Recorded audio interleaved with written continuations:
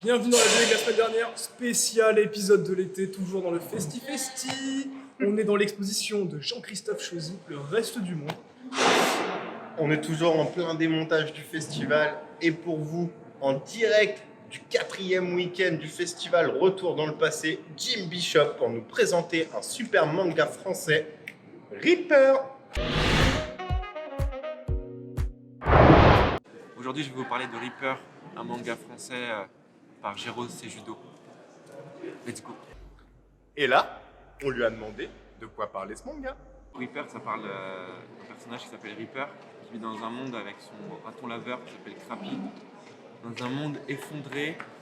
Et en fait, ils survivent dans ce monde. Et puis, tu as des espèces de monstres en fait, qui sont pas agressifs, mais par contre qui protègent la nature. Tu as une scène au début où tu as le personnage qui chope une fleur pour la manger et en fait ils sont coursés par les monstres qui veulent les buter, je pense, parce qu'ils veulent manger une fleur parce que la bouffe elle est un peu rare dans ce monde. Et en fait on comprend pas trop le background des personnages. Il a des parents, Reaper, il a des parents qui sont en fait des marionnettes et tout. Enfin, il est un peu perturbé le gamin, tu vois. Et en fait, il y a une espèce de squad qui ressemble à un groupe de Sentai, tu sais, les Bioman et tout. D'ailleurs, je pense que c'est un gros hommage au Sentai, ce manga. En fait, c'est des mecs qui ont des espèces de masques et en fait, ils se transforment en mecs super badass et tout.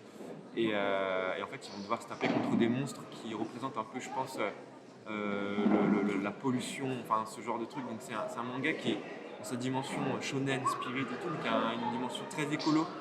Jim a certes évoqué le synopsis, mais il n'a pas dit encore pourquoi il avait kiffé. C'est la question qui suit maintenant. Pourquoi tu as kiffé, Jim? Alors j'ai kiffé Reaper parce que déjà c'est hyper bien construit. Je trouve que niveau graphique, putain, ça envoie vraiment du lourd. Les personnages sont hyper attachants. Vraiment la relation entre Reaper et Crappy, elle est hyper. Elle est un peu dans un truc de je t'aime moi non plus. Ils n'arrêtent pas de s'engueuler et tout. Ils se détestent, en fait ils s'adorent. Il y a la manière dont c'est dessiné, vraiment c'est des claques à chaque fois, la dynamique, l'action, enfin vraiment c'est hyper inspirant.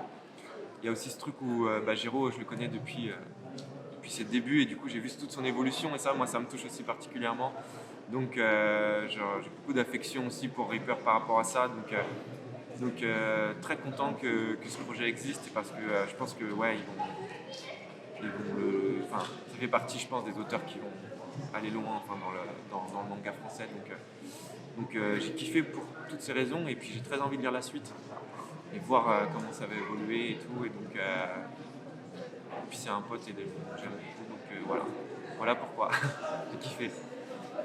Vous, moi, on vient d'entendre ce superbe avis de Jim Bishop sur cette bande dessinée. Mais vous le savez, il reste une question. Et cette question qu'on lui a posée, c'est « Jim, quel type de détritus es-tu » Et ça rime.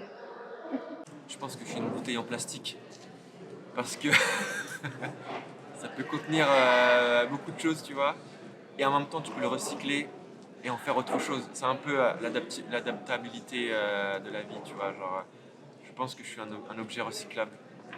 Je me dis que si jamais le monde s'effondre, je ferai autre chose. Enfin, tu vois, je me dis s'il y a un problème dans la vie, je peux faire autre chose.